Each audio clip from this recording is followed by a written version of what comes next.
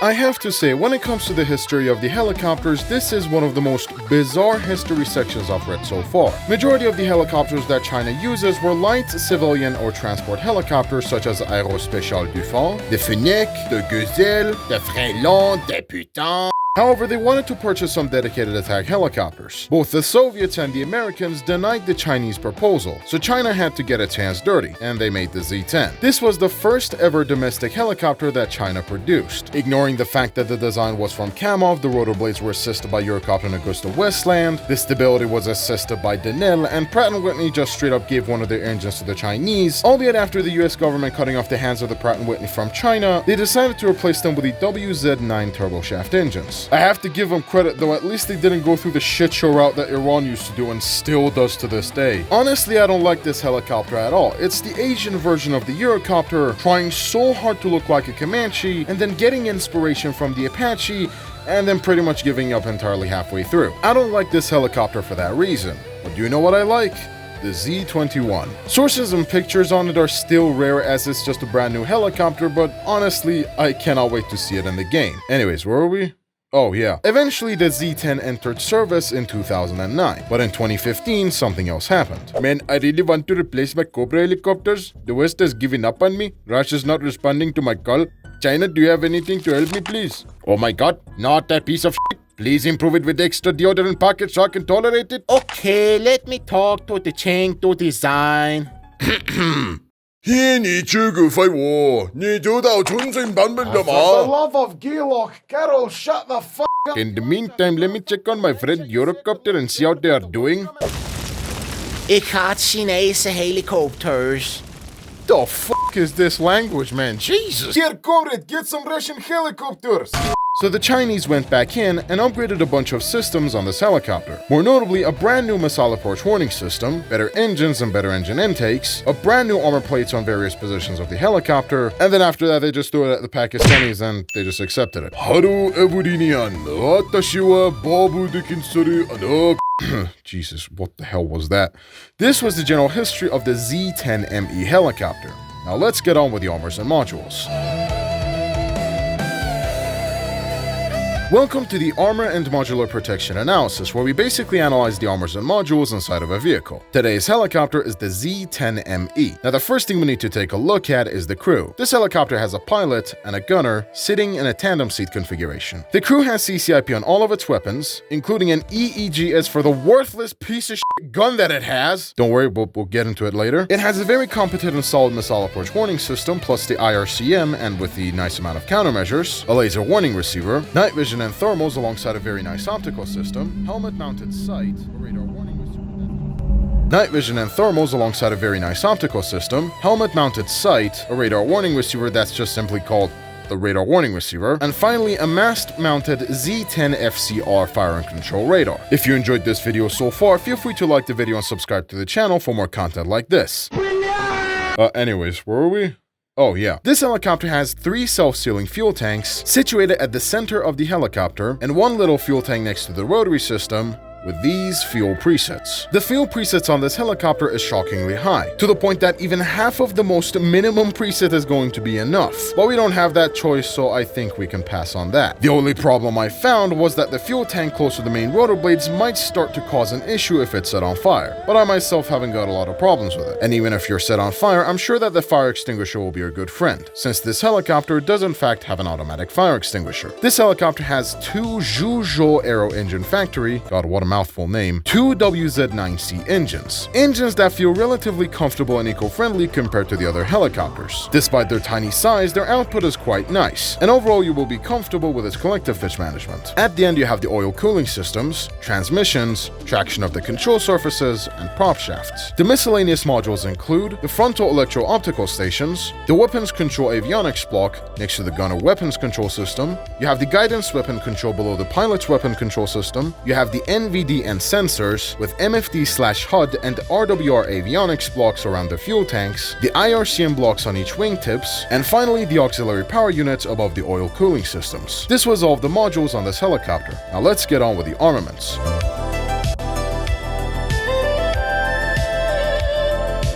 Let's start with a Type 57-1 installed on the inner pylons 18 rockets per pod, giving you 36 total, and the FS-70 rockets installed on all pylons, 7 rockets per pod, giving you 28 total. The Type 57-1 rockets are basically your copy and paste S5K rockets that were horrible at lower tiers and are still horrible in higher tiers as well. The quantity is worse than some of the average rockets like the Hydropods or the S8KOs, and personally I would not really recommend you to use them. It totally depends on you on what you want to play with. Would you want to have more rockets per pod and have less effective damage but allows you to carry out air-to-ground missiles as well? Or would you rather have a lot less rockets per pod but having the capability to pack quite a bit of punch? I would personally recommend the FS-70 rockets more, as you can be more effective in them than glorified S5Ks. Comparing the rockets to other helicopters kind of feels bad because the choices that you got are ultimately worse than other top-tier helicopters. Okay, rockets were nothing new. Now let's have a look at the others. Up next we have the most dangerous air-to-air missile a helicopter ever carried, the TY-90 air-to-air missiles, 4 installed on all pylons, giving you 16 missiles total. Back in the good old days, this guy used to be crazy. The incredible speed and range that it had alongside the amazing G-pull and the spectacular flare resistance made it to be a very short-range missile and just basically a glorified no-fly zone weapon. This helicopter is the equivalent of a Tor M1. Uh-oh, somebody's minding. Missiles fight at me? Yeah, me too. Oh god. Any helicopter that had this missile basically had the capability to totally ruin the entire CAS for the enemy team. Nowadays it still does, but everything is so long range that people usually launch their munitions from the spawn. Or even worse, the spawns have been set to be far away, and of course people usually go in high altitudes quite a lot. Don't get me wrong, it's a very amazing missile, but in my opinion, unless it's lower tiers, I don't think that spawn camping the enemy helis or aircraft is going to work as good as before. I will talk about its usability and ground realistic a little bit further into this video. A while ago I've heard that this missile was nerfed significantly, but I'm not too sure about it. And personally I couldn't find any differences because this bastard is still as crazy as I remember it to be. Up next we have the laser-guided air-to-ground missiles with the AKD-9 and AKD-10 installed on the outer pylons, 4 per pod, giving you 8 total. The AKD-9 is your basic top attack missile that you start your grind with. It has a 6 kilometers of range, somewhat of a decent speed, and really low explosive mass and a tandem charged warhead alongside its penetration. I have to say, it's nice enough. There's one special feature that this missile has that is not shown that well until you go into Heli PvE and try to kill bombers with it. This thing is surprisingly maneuverable for what it is. Don't look at the Hellfire where it flies like an embarrassed black sausage. This thing has no shame in turning very hard. Overall, it's a decent missile to start. However, it also has a similar problem as the Hellfires, where it wastes most of its energy trying to loft itself and then ruin all of that for no reason. The AKD-10, on the other hand, feels like an AKD-9 on steroids, but improved in every single goddamn way except for its mobility and maneuverability. The tandem charge warhead penetration and explosive mass are very great. The range is very impressive, and overall it feels like a very solid missile to play around with. There is only one major problem with it. They just feel so goddamn slow. You see, at this speed, you would just say that it's lower than the average, and it would just be fine if it would just behave normally and go directly towards the enemy. The Hellfire has a very good acceleration when you fire it. Then it starts to go slower and eventually loses a lot of its speed. Kinda similar to the AKD-9. This missile, on the other hand, just starts out so painfully slow that once you fire it, up until it lofts, it still tries to gain its goddamn speed. Honestly, I'm kinda surprised how you can only carry the AKD missiles on the external pylons and not on the internals, which it kind of makes me sad, you know. I mean, you have the Russians, but at least the Russians got competent missiles. You know, I'm not saying they're bad or anything, they're just not really that impressive. Up next, we have the Firesnake 70A, 1 pod installed on all pylons, 7 on each pod, giving you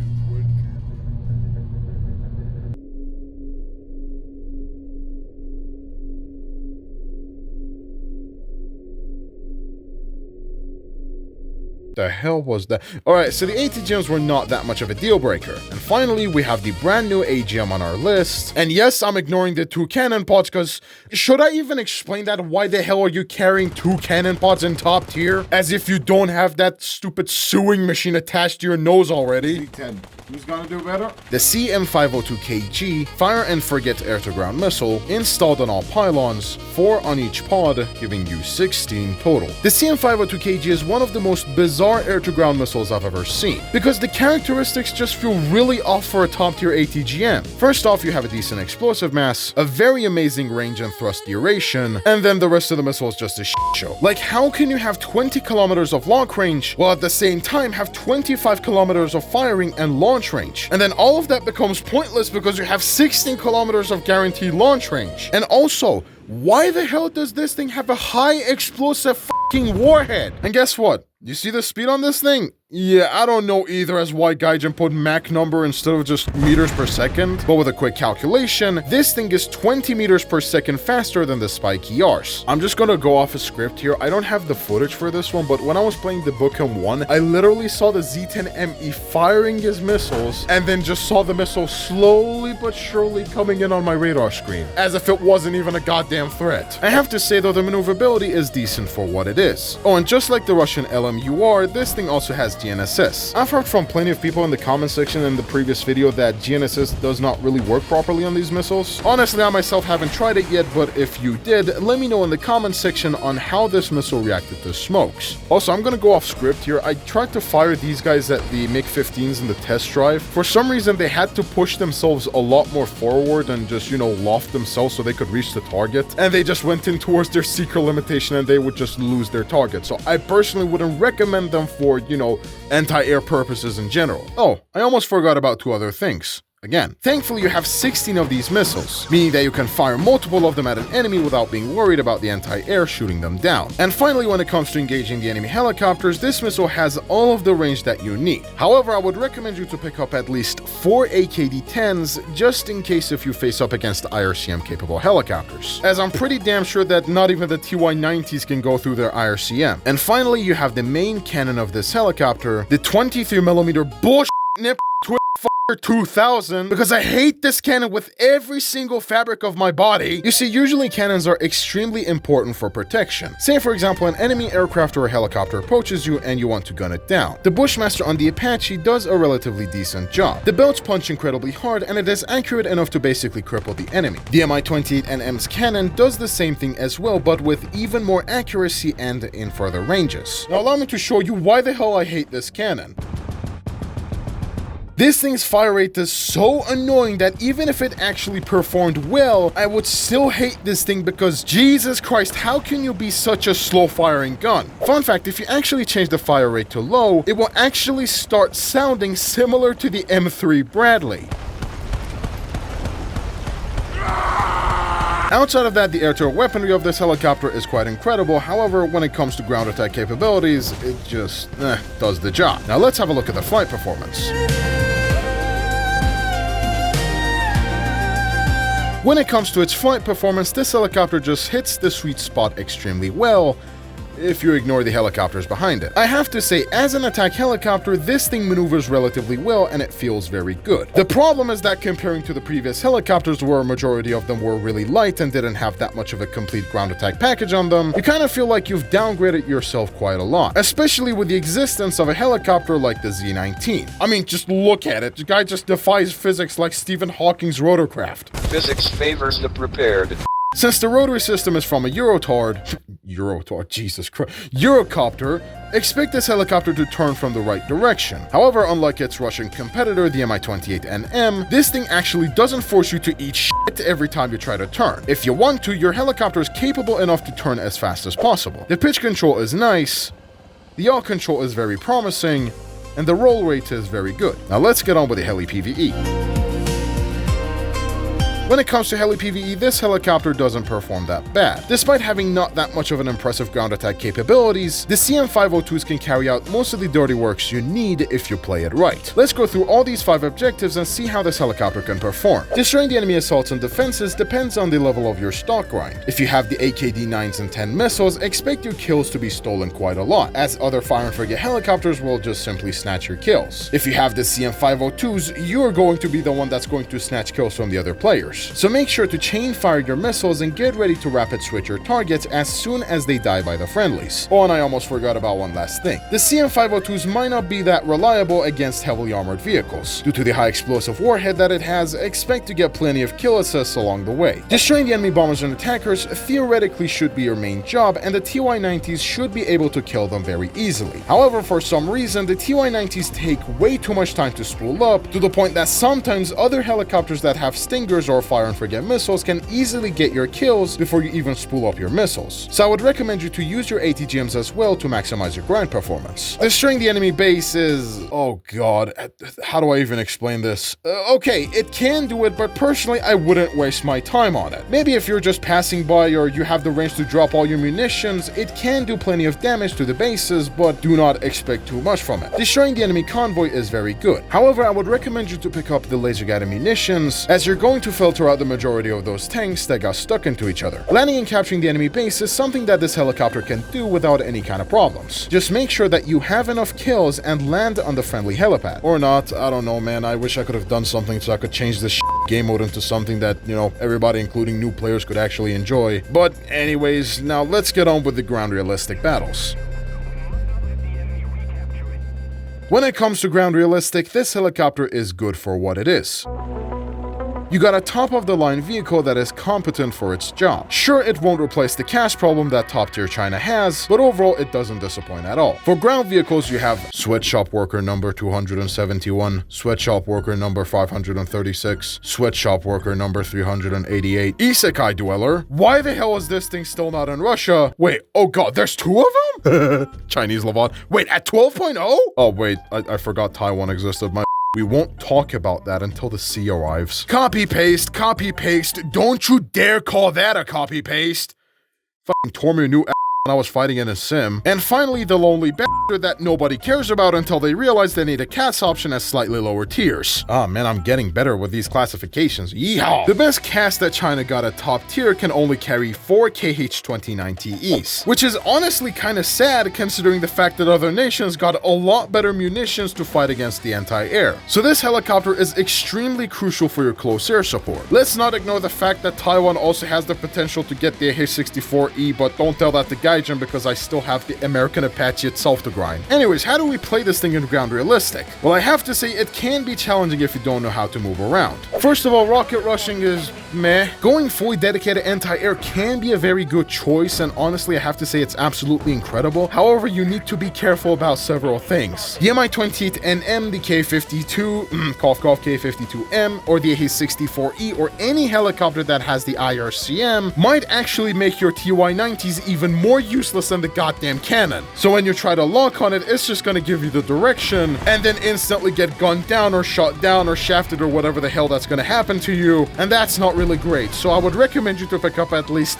4 AKD-10s or maybe even 8, just so you could defend yourself with something. First of all, I would personally recommend you to pick up this loadout and start engaging the enemy ground targets. Using both fire and forget and the laser guided missiles is heavily recommended, as sometimes it is better to use the AKD-9s or 10s to pack a heavier punch. If you see an enemy aircraft, try your best to use your TY-90s. Make sure to lead them right, as your cannon is so ass-fine that you can't rely on it that well. At the end, if you saw an enemy helicopter, you have to see if it's a helicopter with an IRCM. If it has one, then fire your AKD-10s at it. They do maneuver quite well, and one should be enough, but just in case, fire 2 if possible. If the enemy helicopter doesn't have an IRCM, feel free to fire 1 or 2 CM502s at it. Yes, you can kill them with the TY-90s, but let's be honest, that thing can only lock helicopters at like, what, 3 kilometers and below? Also, for some weird reason, sometimes they just do not want to lock at all. Overall, you should be fine, and your IRCM should be able to protect you in most of the cases. Now let's get on with the final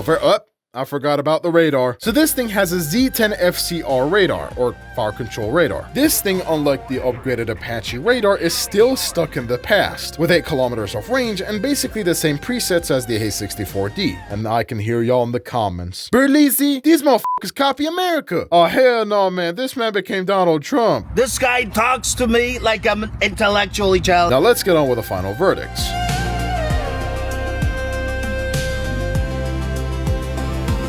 At the end, ladies and gentlemen, is this helicopter really worth it? I'm gonna give you an honest opinion about this. Yes, it does not have a good cannon. Yes, it may not have an impressive arsenal of ground attack weapons, of course ignoring the CM502s, but at the end, this is the ultimate helicopter that China needed. A helicopter that can finally fulfill the role of the close air support. And in my opinion, this is a helicopter that, albeit not the greatest, but something that has the potential to save the Chinese from the problem that their CAS got. With that being said, ladies and gentlemen, thank you so much for watching this video. If you enjoyed it, make sure to like the video and subscribe, dislike it if you dislike it, and if you want to support my channel even further, you can also donate a super thanks or join my YouTube membership if you want to. If you want to watch the video on the Mi-28NM, the most powerful helicopter in the game, feel free to click here. If you want to see the best helicopter in the game, feel free to click here or click on whatever YouTube wants to recommend you. Ladies and gentlemen, this is me, Bob Dickinson, and thank you for watching.